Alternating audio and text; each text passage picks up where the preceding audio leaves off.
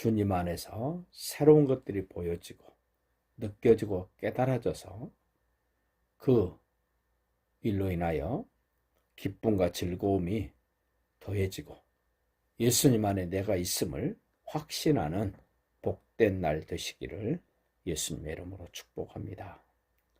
하나님의 사람으로 쓰임받아야 될 사람, 소위 백성들이 원하는 그 지도자, 왕이 될 사람으로 하나님이 선택하신 이 기스의 아들 사울, 어떤 사람이었길래 하나님은 사울을 기름 부어서 왕으로 세우라고 말씀하시는가를 좀 살펴보면 인생을 살다 보면 크고 작은 많은 문제들이 있습니다. 문제 없는 사람을 하나님은 쓰시는 것이 아니라 문제가 많음에도 불구하고 그 문제를 해결하려고 최선을 다하는 사람을 하나님은 쓰시는 겁니다. 아버지 암나귀들을 잊어버렸을 때 사울과 그 종이 며칠을 그 암나귀들을 찾아 돌아다니는 현장을 우리가 보았습니다. 열심히 그 문제를 해결하기 위하여 최선의 노력을 다하고 있는 사울. 예수님이 제자들을 부르실 때도 보면 놀고 있는 사람을 부르신 사람이 한 사람도 없습니다. 열심히 그물을 던지고 있고 그물을 깁고 있고 세무서에 앉아서 일하고 있고 열심히 자기가 처한 환경에서 열심히 최선을 다하는 예수님의 제자들을 불렀습니다. 에덴 동산도 하나님이 너무너무 아름답고 좋게 만드셨지만 아담과 하와를 만드실 때도 에덴 동산에서 하나님이 만들어 놓으신 것들을 관리하고 거기서 일하도록 하나님이 만드셨다는 겁니다.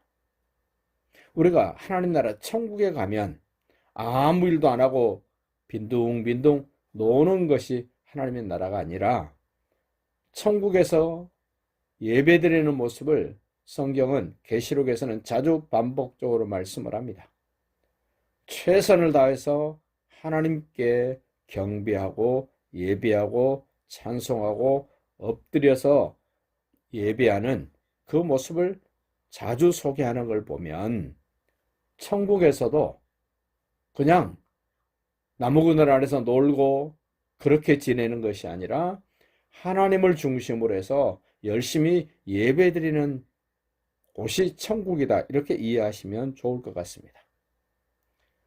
그리고 문제가 많았던 이 사울은 하나님의 사람을 찾아갑니다. 하나님이 쓰실 사람은 반드시 하나님의 사람을 만나야 합니다.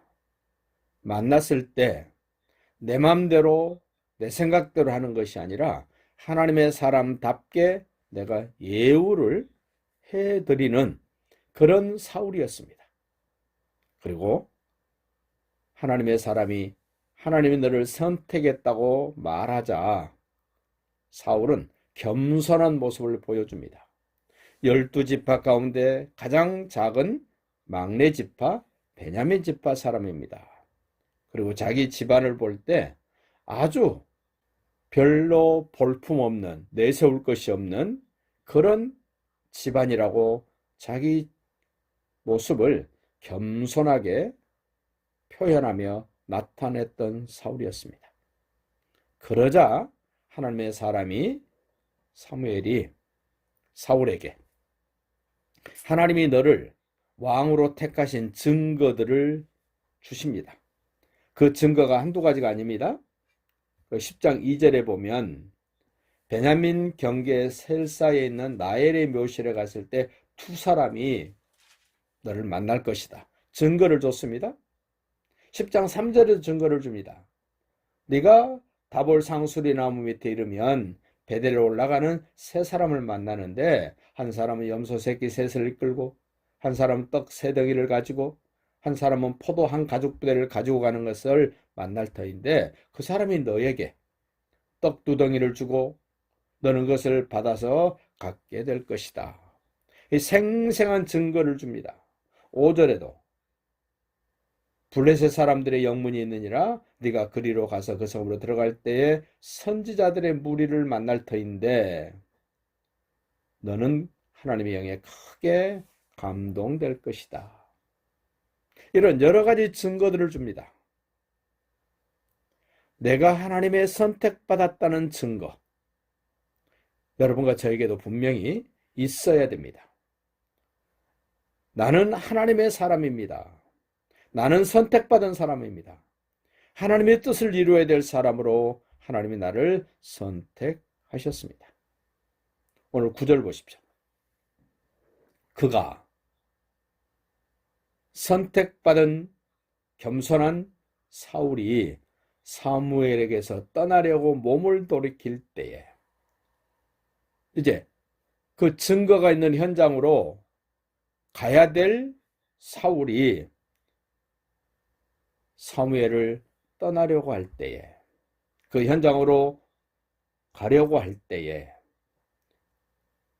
하나님이 새 마음을 주셨고 새 마음, 전혀 새로운 마음입니다. 내가 생각했던 그 정도가 아닙니다. 내가 예측했던 그 정도가 아닙니다. 완전하게 하나님의 선택받은 사울에게 새 마음을 주셨고 그날 그 징조도 다 응하니라. 어떤 징조입니까? 10장 2절, 3절, 5절, 7절 말씀하셨던 그 징조들이 하나님의 사람이 말해준 대로 다 이루어졌습니다.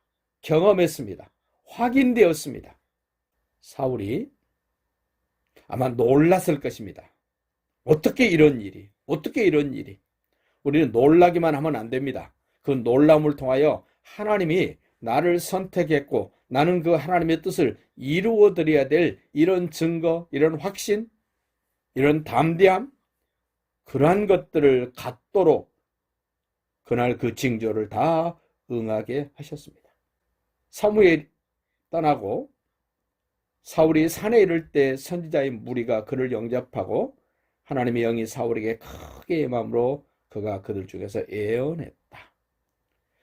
하나님의 사람으로 왕으로 지도자로 무엇인가를 결정하며 일해야 될 사람에게 하나님은 하나님의 영으로 크게 임하십니다.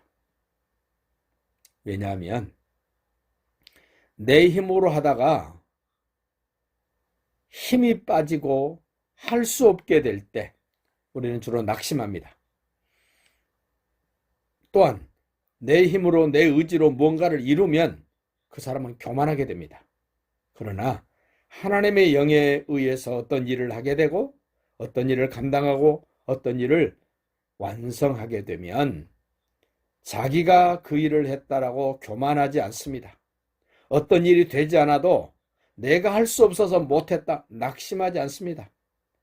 하나님의 선택받은 사람들은 그 일이 멋지게 이루어져도 하나님의 은혜입니다.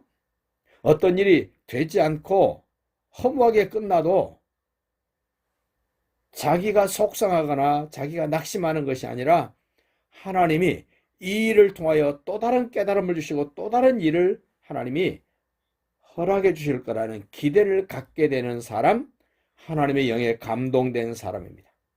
하나님이 주신 힘으로 일하는 사람의 모습은 바로 이런 것입니다. 그 사울이 예언하자마자 사람들이 이 누구길래, 그 아버지가 누구길래 선지자들과 함께 예언하고 있느냐. 그리고 산당으로 올라가다가 작은 아버지를 만납니다. 사울에게 물어봅니다. 어디 갔다 왔냐? 하나님의 사람 만났습니다. 우리는 하나님의 사람을 만난 것, 예수님을 만난 것, 예수님을 믿게 된 것, 우리는 숨기면 안 됩니다. 사울의 작은 아버지가 물어봤을 때 사울은 분명히 말합니다. 내가 사무엘을 만났습니다. 그러면 사울의 작은 아버지 궁금할 거 아닙니까? 사울에게 물어봤습니다. 뭐라고 말하더냐 하나님의 사람이. 그럴 때 사울이 아버지의 나귀를 찾았다고 그렇습니다.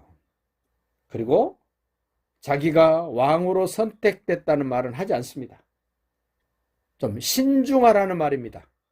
만약에 작은아버지에게 이렇게 말했다면 아마 하나님의 뜻을 이루어가는 일에, 사울이 왕으로 나아가는 일에 여러 가지 걸림돌이 생겼을 것입니다마는 사울이 작은아버지에게 나라의 일, 자기가 왕으로 선택됐다는 말은 하지 않습니다.